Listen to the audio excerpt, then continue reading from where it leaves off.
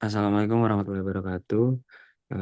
Selamat siang, Bapak pengampu mata kuliah Analitika Data. Jadi di sini kita akan mempresentasikan tugas terkait Orange Data Mining. Boleh di next?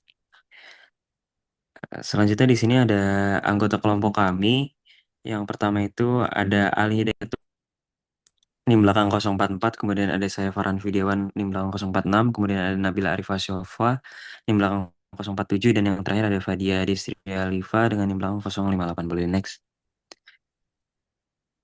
Oke, jadi Orange Data Mining ini adalah software open source berbasis visual drag and drop yang digunakan untuk analisis data and machine learning tanpa penulisan code, sehingga memudahkan eksplorasi, visualisasi, dan permodelan data. Boleh next?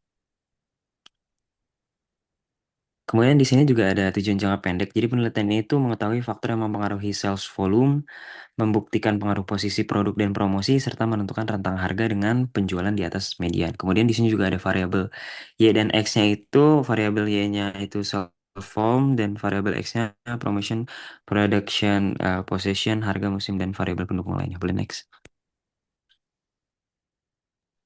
Baik, kita lanjut ke alur untuk masing-masing tujuannya. Jadi di sini yang pertama-tama kita harus menginput dulu data kita, yang dimana nama data itu adalah business sales DBA. Dan di sini kita bisa lihat untuk gambaran alur dari masing-masing tujuan dari tujuan 1 sampai tujuan 3. Next. Baik, kita masuk ke tujuan pertama, yang mana kita di sini ingin mengetahui faktor apa aja yang paling berpengaruh terhadap sales volume. Untuk alurnya di sini, pertama kita select columns dulu, widget select columns. Yang mana tujuannya di sini kita adalah menetapkan sales volume jadi target utamanya dan variabel sisanya jadi faktor yang mempengaruhinya. Kemudian next setelah widget select columns kita masuk ke continuous. Yang mana di sini tujuan widget ini adalah agar kita bisa mengonversi data jenis teks jadi format angka, yang mana satu itu sama dengan yes dan juga nol itu sama dengan tidak, agar dapat diproses selanjutnya. Dan terakhir, kita di sini memilih dua macam interpretasi. Kita memilih berupa ranking dengan widget rank dan korelasi dengan widget correlations. Next. Di sini bisa dilihat untuk hasil dari tujuan pertama. Dan di sini yang gambar pertama itu adalah hasil dari widget yang correlations. Di bawah ini adalah widget dari rank. Nah, di sini promotion bisa dilihat di sini promotion memiliki korelasi sangat kuat dan juga searah dengan sales volume. Sehingga semakin tinggi promosi, maka semakin tinggi juga sales volume-nya. Begitu juga dengan price. Price di sini memiliki hubungan cukup kuat, namun di sini dia berbentuk negatif, yang berarti semakin tinggi harganya, maka semakin turun penjualannya. Nah, kemudian sementara itu penurunan harga akan meningkatkan sales volume. Seasonal juga season di sini menunjukkan korelasi positif namun lemah. Dan lanjut, sini juga section bisa dilihat memiliki korelasi yang positif juga namun lemah, sehingga penempatan produk di area tertentu itu ternyata bisa memberi kontribusi juga. Dan bisa dan berdasarkan dari feature importance-nya, di sini bisa dilihat price itu adalah salah satu variabel dengan kontribusi terbesar. Sehingga pengaturan harga di sini sangatlah penting meskipun korelasinya tidak sebesar si promotion. Next. Oke, selanjutnya yaitu tujuan 2, di mana kita akan menganalisis pengaruh promo dan juga posisi produk terhadap sales volume. Untuk analisis digunakannya itu box plot, di mana box plot ini akan membuat grafik distribusi melihat perbedaan performa antar kelompok kategori. Di mana box plot ini dibagi menjadi dua, dengan sales volume sebagai target, sebagai variabel target, dan promotion serta produk position itu sebagai variabel pembanding. Boleh di next.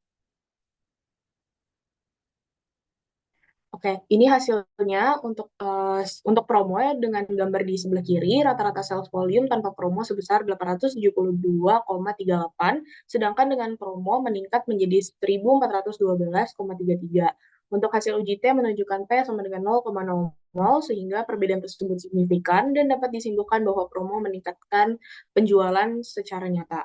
Kemudian untuk posisi produk dengan gambar di sebelah kanan, rata-rata sales volume di IELTS sebesar 1090,43, NCAP 1100,46, dan front of store 1103,36. Uji ANOVA menghasilkan P sama dengan 0,027 yang menunjukkan perbedaan signifikan antar posisi. Dengan NCAP dan front of store cenderung memiliki penjualan lebih tinggi dibandingkan IELTS. Boleh di next. Selanjutnya di sini ada pembuktian untuk tujuan yang ketiga, yaitu kami ingin menemukan rentang harga yang paling sering menghasilkan sales volume di atas median, yaitu lebih dari 990.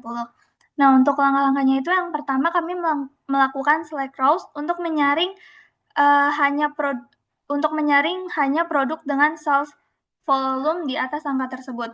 Kemudian selanjutnya di sini ada tahap distribution yang mana harga dikelompokkan ke dalam beberapa bins untuk melihat frekuensi kemunculan harga dari produk-produk yang sukses.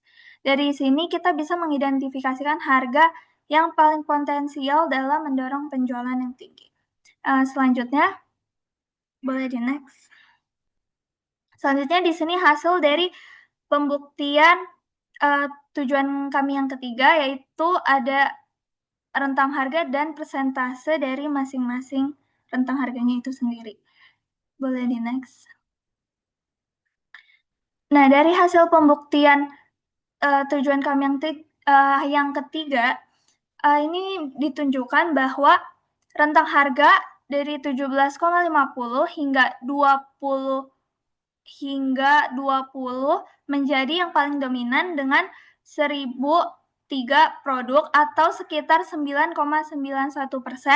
yang mana ini menunjukkan konsentrasi tertinggi pada harga menengah sampai rendah.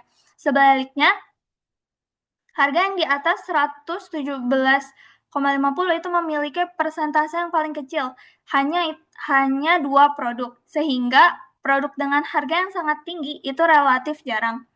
Secara keseluruhan, semakin tinggi harga, maka semakin kecil persentasenya dan membentuk pola long tail pada distribusi harga. Boleh dilanjut?